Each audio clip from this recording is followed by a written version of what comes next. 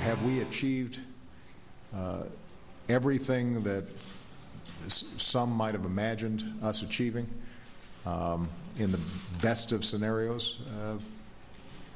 Probably not.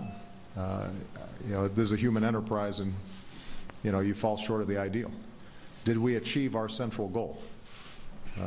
And have we been able, I think, to shape a strong relationship with a responsible Afghan government that is willing to cooperate with us to make sure that it is not a launching pad for future attacks against the United States? We have achieved that goal. We are in the process of achieving that goal. Numbers are not going to make a difference to the situation in Afghanistan. It's the broader relationship that will make a difference to Afghanistan and beyond in the region. Obama was careful to define the role as merely blunting or decimating al-Qaeda. If that's the case, then the goal was achieved within 6 months. Obviously, the surge that he ordered was meant for something much larger.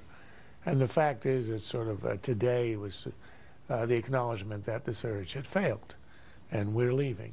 The question is, what do you leave behind? I think the most important element in this decision is that we want to use Afghanistan as a base, not for Afghanistan itself, which doesn't really matter, but for Pakistan. It's the northern parts of Pakistan, Waziristan, which is where the new homeland is of the terrorists who would attack the American homeland. I think what the objective would be to have a small number of bases, small number of soldiers from which you could direct the drone attacks or special forces. Remember, in the raid to kill bin Laden, the launching area was from Afghanistan. And if we hadn't had Afghanistan as the base from which we could launch, we would have to do it by aircraft carrier or other means at sea, which would be infinitely more difficult. So I think that is a strategic objective today. And whether Obama will be able to negotiate it, I don't know, but he certainly did not succeed in negotiating something similar in Iraq. We agreed on allowing a Taliban office in Qatar, in Doha, where the Taliban will engage in direct talks with the representatives of the Afghan High Council for Peace, where we will be seeking the help of relevant regional countries, including Pakistan. I think Pakistan is the key, and it's not going to act in a moral way. It'll act in its national interest. And it may see its and it will control the Taliban. It's not going to be independent, so it's going to have a huge influence. And perhaps it will look for a partition where the northern elements and the capital are under control of the Northern Alliance, and the south is the Taliban. Its interest in keeping out external influence, namely India, so it isn't necessarily invested in a complete collapse of Karzai. I think our role is going to be to negotiate a deal where Pakistan is the hegemonic influence and where it understands that a divided or perhaps a coalition government would work in Afghanistan. Well, there you see the preparations underway. That was a bit ago, as the inauguration is just around the corner, just outside the White House.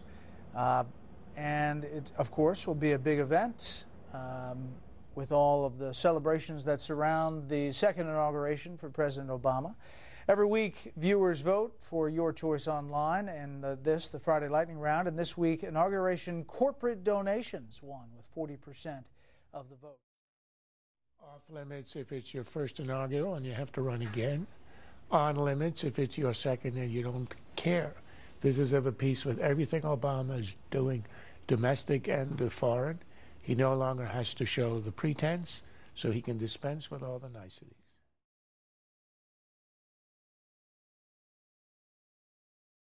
What I've noticed is no assault weapons whatsoever, any AR type guns, anything like that. I mean, 2 weeks ago they were there, now they're not, and people are buying them all. It's pretty hard to get ammo and on a lot of calibers and guns and magazines just because of the hype and all about everybody's worried about what's going to come about on the gun laws. Well, we heard Biden on a clip we had earlier say that Newtown was an inflection point. It was a moment where the climate had changed. Obviously, it wasn't.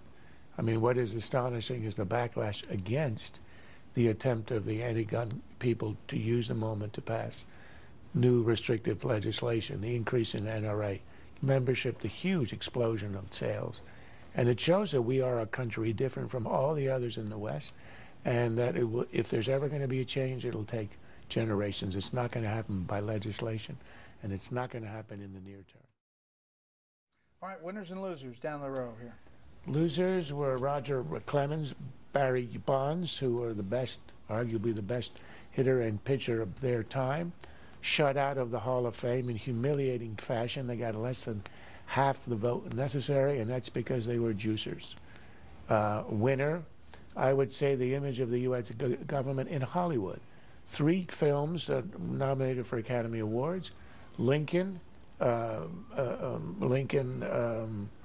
Argo, and Zero Dark 30. I feel like Governor Perry of Texas.